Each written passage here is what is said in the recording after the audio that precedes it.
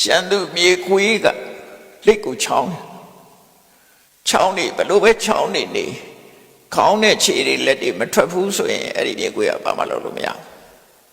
အဲ့ဒါလိုပဲတဲ့ယဟန်တွေကိုဟောတာအေးမင်းတို့လည်းပဲတဲ့မျက်စိနာနာလျာကာယမနဆိုတဲ့နေရာဒွါရ6ပါးကိုမင်းတို့လုံခြုံအောင်ထိန်းသိမ်းဆော့ကြမင်းတို့ကိုမာရဆိုတဲ့မနကချောင်းနေတယ်ဒုက္ခပိတ်မလို့ချောင်းနေတယ်အဲ့ဒုက္ခပိတ်လို့ရတာမျက်စိကနာကနှာခေါင်းကတရားအဲ့ဒီကနေအာယုန်နဲ့ဆက်သွယ်ပြီးလှုပ်လာပြီဆိုရင်ဒုက္ခပိတ်ဘူး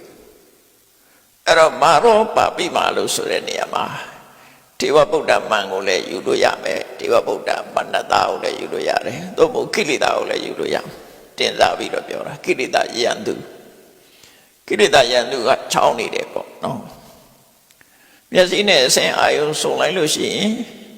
လောဘဆိုတဲ့ကိလေသာဒေါသဆိုတဲ့ကိလေသာမောဟဆိုတဲ့ကိလေသာဖြစ်လာတယ်အဲ့ဒီအစဉ်အာယုံစုံလိုက်တာနဲ့အဲ့ဒီအာယုံပေါ်မှာကြိုက်ခြင်းမကြိုက်ခြင်းဆိုတာဖြစ်လာတယ်အတ္တနဲ့နားစုံလိုက်တဲ့အခါမှာအတ္တပေါ်မှာကြိုက်ခြင်းမကြိုက်ခြင်းဖြစ်လာတယ်နှာခေါင်းနဲ့အနံ့စုံလိုက်တဲ့အခါမှာအဲ့ဒီအနံ့ပေါ်မှာကြိုက်ခြင်းမကြိုက်ခြင်းလျှာနဲ့အရာသာစုံတဲ့အခါမှာအရာသာပေါ်မှာကြိုက်ခြင်းမကြိုက်ခြင်းခန္ဓာကိုယ်နဲ့ထိတွေ့မှုကြုံတဲ့အခါမှာအထိတွေ့ပေါ်မှာကြိုက်ခြင်းမကြိုက်ခြင်းစိတ်ကူးကြံစည်တဲ့အခါမှာစိတ်ကူးနဲ့အာယုံစုံပြီးတဲ့အခါမှာစိတ်နဲ့အာယုံစုံပြီးတဲ့အခါမှာအဲ့ဒီအာယုံပေါ်မှာကြိုက်ခြင်းမကြိုက်ခြင်းဆိုလိုတဲ့လောဘဒေါသဖြစ်လာတယ်အဲ့ဒီဖြစ်လာလို့ရှိရင်ဖြစ်တဲ့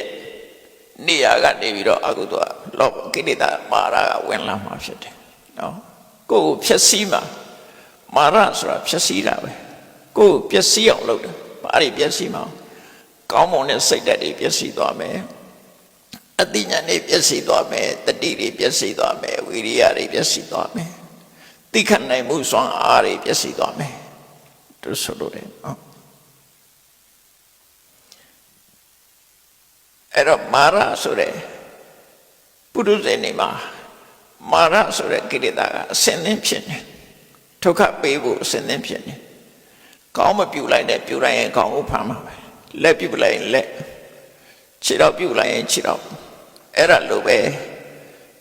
မျက်စိနဲ့အစင်းဆုံးလိုက်တာနဲ့အဲ့ဒီကနေပြီးကိလေသာဖြစ်ဖို့အမှန်တမ်းလွယ်လာတယ်ဒါကြောင့်မြတ်စွာဘုရားက